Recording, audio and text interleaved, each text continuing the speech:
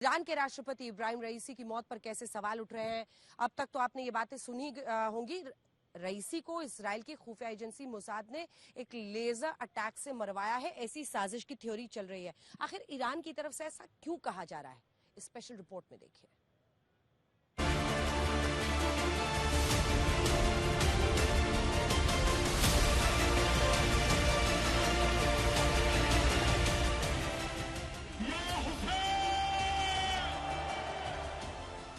Iran की राजधानी Tehran से लेकर तबरेज शहर तक ईरानी राष्ट्रपति इब्राहिम रईसी की मौत पर मातम ही मातम है।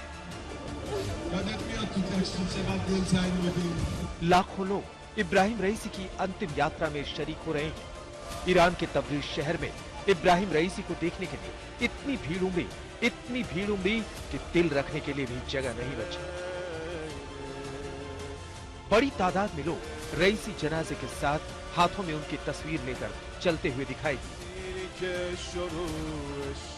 ईरानी राष्ट्रपति रईसी विदेश मंत्री समेत हेलीकॉप्टर क्रैश में मारे गए 9 लोगों के ताबूत ट्रक पर थे।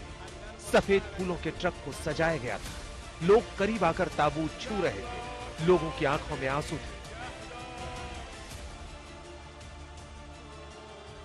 आपको बता दें कि रईसी को गुरुवार के दिन ईरान के मशहद शहर में दफनाया जाएगा। मशहद ईरान का बहुत अहम शहर है। राजधानी तेहरान के बाद दूसरा सबसे बड़ा शहर है। इसे ईरान की आध्यात्मिक राजधानी कहते हैं। यही वो जगह है जहां इमाम रजा की दरगाह है। लेकिन इस अंतिम विदाई के साथ एक सवाल ईरान से लेकर मिडिल ईस्ट के 57 मुस्लिम मुल्क अब बेधड़क उठा रहे हैं। क्या इब्राहिम रईसी की मौत हादसा नहीं, बड़ी साजिश है? क्या रईसी को इजराइल की खुफिया एजेंसी मोसाद ने मरवाया? क्या मोसाद ने रईसी के हेलीकॉप्टर पर लेजर अटैक किया? हादसे के कई घंटे बाद जब तुर्की की रेस्क्यू टीम हेलीकॉप्टर के मलबे तक पहुंची तो चीख निकल गई। रईसी समेत हेलीकॉप्टर में बैठे सभी 9 लाशों को देखकर हर कोई हक्का बक्का रह गया।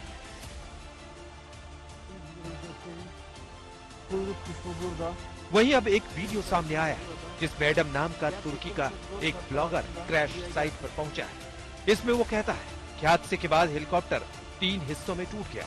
हेलीकॉप्टर का अगला हिस्सा जला हुआ है। इसमें आशंका जताई कि शायद पायलट की जलने से मौत हुई।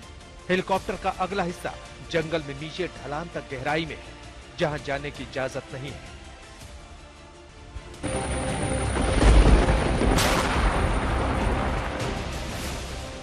अब सवाल यह है कि क्या वाकई ईरानी राष्ट्रपति इब्राहिम रईसी और विदेश मंत्री हुसैन अमीर का हेलीकॉप्टर किसी बड़ी साजिश के तहत क्रैश हुआ है?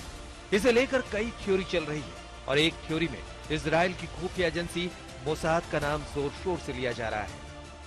इसमें यह बताया जा रहा है कि तकनीक के इस्तेमाल से इजराइल ने अंतरिक्ष से ऐसा सधा हुआ हमला किया कि रईसी का हेलीकॉप्टर जलकर खाक हो गया। इस थ्योरी के पीछे ये दलील भी दी जा रही है कि आखिर क्या वजह है कि 3 में से सिर्फ रईसी का हेलीकॉप्टर दुर्घटनाग्रस्त हुआ। यही नहीं, उसका पैसेंजर वाला हिस्सा बुरी तरह खाक हो गया, जबकि उसके कुछ हिस्से एकदम साबुत बच गए। इजराइल ने इस घटना पर पूरी तरह से चुप्पी साध रखी है, लेकिन 13 अप्रैल को ईरान के मिसाइल और ड्रोन हमले के बाद हुए इस हादसे में ईरान के 2 टॉप लीडर मारे गए। इजराइल वैसे भी ईरान की बड़ी हस्तियों को निशाना बनाने के बाद चुप्पी साध लेता है। साल 2012 में ईरान के परमाणु वैज्ञानिक मुस्तफा अहमद रोशन की तेहरान में एक मोटरसाइकिल सवार ने उनकी कार में बम रखकर हत्या कर दी। शहर के एक अधिकारी ने इस हमले के लिए इजराइल को दोषी ठहराया। साल 2020 में बगदाद में अमेरिकी ड्रोन हमले में ईरान के रिवोल्यूशनरी गार्ड्स की विदेशी शाखा के कमांडर जनरल कासिम सुलेमानी की हत्या का इजराइल ने स्वागत किया। साल 2021 में ईरान ने परमाणु हथियार बनाने वाले वैज्ञानिक मोहसेन फखरीजादे की हत्या के लिए इजराइल को दोषी ठहराया था। यह हत्या रिमोट कंट्रोल से चलाए गए मशीन गन से की गई, जिसे मीलों दूर बैठा मोसाद ऑपरेट कर रहा था। और इजराइल ने सबसे ताजा हमला 1 अप्रैल को दमिश्क में ईरानी दूतावास पर किया था। इस एयर स्ट्राइक में इस्लामिक रिवोल्यूशनरी गार्ड के 7 अधिकारी मारे गए थे, जिनमें 2 वरिष्ठ कमांडर भी शामिल थे। इजराइल ने इस हमले की न जिम्मेदारी ली और न इससे इनकार किया।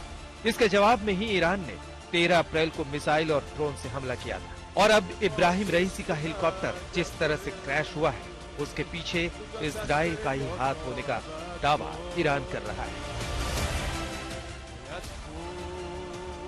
आज तक